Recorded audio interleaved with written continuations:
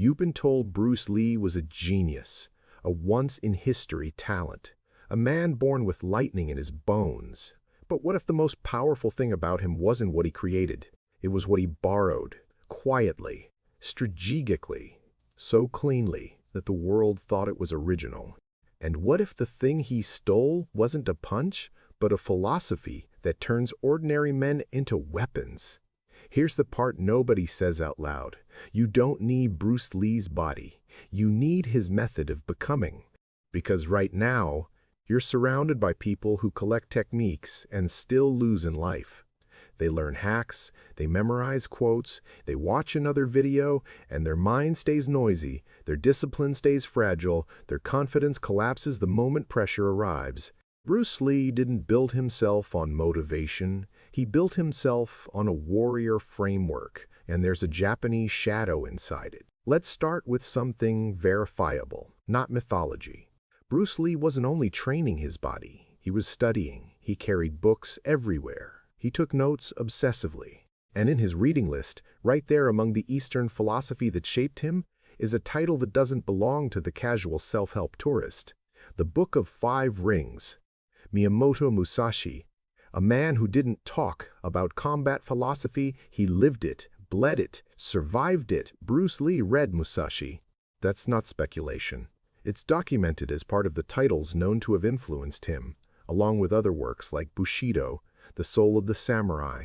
Now, most people hear that and do something useless with it. They nod.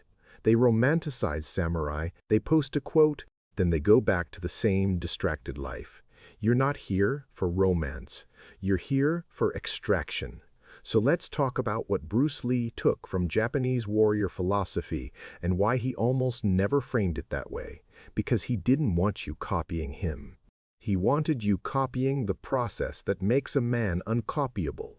The modern world teaches you to become a brand, to become liked, to become understood. Bushido teaches you something colder and more freeing. Become effective, become calm, become dangerous under control. And in Zen, the state that makes that possible has a name you need to carry into your nervous system. Mushin, Serisia, Cats, merge. No mind, not stupid mind, not empty-headed. No mind means the mind is not tangled in itself. No mental static, no inner commentary. No ego screaming, what if I fail? In combat, Mushin means you respond before thought clogs the moment. In life, Mushin means you act before fear starts negotiating. And here's the truth bomb you probably won't like. You don't lose because you don't know what to do. You lose because your mind won't shut up long enough to do it. You know you should sleep earlier, train, work, speak honestly, stop scrolling, stop delaying. You already know. The problem is not knowledge. The problem is a mind that panics in silence, so it fills every gap with noise.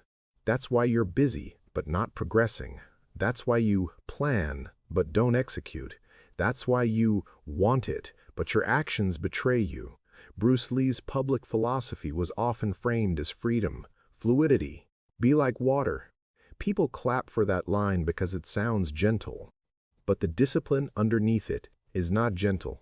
Water doesn't ask permission. It doesn't hesitate. It doesn't apologize. It adapts and it wins. That's the Japanese influence hiding in plain sight. The strategic mindset of Musashi plus the Zen state that makes strategy usable under pressure. Musashi's thinking wasn't just fight better. It was see the whole field, timing, rhythm, distance, psychological dominance, and the most important part, non-attachment to any single weapon, stance, or method. That's why he wrote about understanding many things, not being trapped by one way. Now, listen carefully. Bruce Lee's entire Jeet Kune Do principle, absorbing what is useful, rejecting what is useless, adding what is specifically your own, sounds modern. It sounds revolutionary. But Musashi was already teaching the skeleton of it centuries earlier. Don't be a collector of forms. Be a master of principles. So what did Bruce Lee steal? 3 things, and if you install them, you stop being a man who admires strength, and you become a man who radiates it. First, he stole the anti-style mindset. Musashi warned against becoming trapped by preference, trapped by ritual, trapped by my way. When you're trapped, you can be predicted. And if you can be predicted, you can be defeated. Look at your life. You have a style too. A comfort style, a procrastination style, a conflict avoidance style, I'll do it later style. You don't call it a style. I'll do it later style. You don't call it a style, but it is. So the question becomes brutal. Is your personality actually you, or just the pattern you fell into? Bruce Lee cut styles because styles create pride. Pride creates rigidity. Rigidity creates delay, and delay gets you hit. That's why you can't change. Your identity is rigid. You think, that's just how I am. That sentence is a cage. Second, he stole Zen integration. Most people treat Zen like incense and aesthetics. Bruce treated it like performance engineering. Zen is not calm vibes. Zen is the removal of the extra self. The extra self is the one who needs to look smart before acting, the one who needs certainty before starting, the one who needs applause before effort, the one who collapses when nobody notices. Mushin is what happens when that extra self is not driving, and the reason this matters is simple. Under stress, you do not rise to your ideals. You fall to your training. Your life is pressure now. Deadlines, relationships, money, temptation, social judgment. If your mind is noisy, you freeze or you cope. If your mind is clear, you execute. Third, he stole the warrior code without advertising the religion. This is the part most people miss. Bruce Lee didn't want to be a museum piece. He didn't want to be the samurai guy. He wanted the function without the costume. So, he took the internal posture, honor in training, seriousness in repetition, clarity under fear, detachment from ego, relentless refinement, and then he presented it in a language the West could swallow.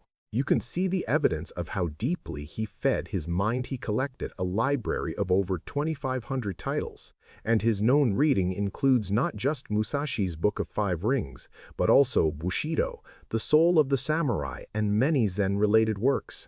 That's not casual curiosity, that's identity construction. Now, let's do the contrast, because you need it. Satoshi, the modern weak man, watches Bruce Lee clips and feels inspired for 12 minutes. He buys the aesthetic. He quotes, "Be like water." He tells himself he's becoming disciplined because he saved a video. Takeshi, the harsh internal warrior, doesn't care what Bruce said. He cares what Bruce did. He looks at the same idea and asks, what practice produces that mind? Satoshi wants a new identity without paying for it. Takeshi pays first, then earns the identity. And you're standing between them. So here's the new mindset. Stop asking, how do I become confident? Ask, how do I become unshakable under pressure? Confidence is a feeling. Unshakable is a system. Musashi didn't become Musashi by believing affirmations. He became Musashi by surviving consequences, by training until fear stopped being a director and became a background sound. Bruce Lee didn't become Bruce Lee by waiting to feel ready. He became Bruce Lee by refining the fundamentals until the mind couldn't interfere. That is Mushin applied to your life. Fewer thoughts, more truth. And now we make it practical, not mystical, not historical. Practical. Here's a 7-day Mushin drill you can start tonight. It's simple enough to do and hard enough to change you. Every day for 7 days, you will do one silent block of 20 minutes. No phone, no music, no podcast, no background noise. Just you and one task. It can be training, studying, writing, cleaning, work. One task only. Your only goal is to notice the mind's begging. Because it will beg, it will whine, it will panic, it will sigh, this is pointless. It will manufacture urgency. It will offer you tiny pleasures like a dealer. And this is where your life changes. You don't argue with the mind. You don't hate it. You don't follow it. You watch it. That observation is Zen. That refusal to be dragged is Bushido. That single-task commitment is Musashi. Now add the second drill. Anti-style disruption. Pick one daily pattern that defines the weaker version of you. 1. The late-night scroll. The afternoon sugar. The avoidance of the hardest task. The hesitation to speak truth. For 7 days, you will break that pattern on purpose, small but deliberate. If you scroll at night, you replace it with a book for 10 pages. If you avoid the hardest task, you do 10 minutes of it first. If you lie politely, you speak one honest sentence. This is how you steal what Bruce Lee stole. You don't copy techniques, you copy the operating principles. Now, the mistakes. These are the traps that will make you think you're doing warrior philosophy while staying exactly the same. Mistake 1. Turning this into aesthetics. You buy a wooden sword. You buy a black notebook. You listen to samurai rain ambience. But you still can't sit in silence for 10 minutes. That's costume, not code. Mistake 2. Confusing intensity with transformation. You go hard for 2 days, crash on day 3, then call yourself inconsistent. That's not inconsistency. That's untrained pacing. The warrior isn't the one who spikes. The warrior is the one who returns. Mistake 3. Using Zen as an excuse to detach from effort. Some people hear acceptance and turn it into surrender. No, Zen is clarity, not collapse. Mushin is not passivity. Mushin is action without self-sabotage. Mistake 4. Collecting principles, but not installing them. Reading Musashi doesn't make you strategic. Saying, "Be like water," doesn't make you adaptable. Your nervous system only learns through repetition under mild discomfort. Now we finish with the challenge, because this channel is not here to entertain you. It's here to sharpen you. For the next 7 days, do the 20-minute silent block every day. Same time if possible, and every day, break one small pattern that the weaker you relies on. At the end of 7 days, you should notice something subtle and terrifying. Your mind will still talk, but it won't command. And once your mind stops commanding you, you become free to build the rest. Do one thing right now. Open your calendar and schedule tomorrow's 20-minute silent block. Put it in a time slot you can't pretend you didn't see. Then choose your one pattern to break for the next week. And before you go, tell me in the comments, what's harder for you right now, silence or discipline?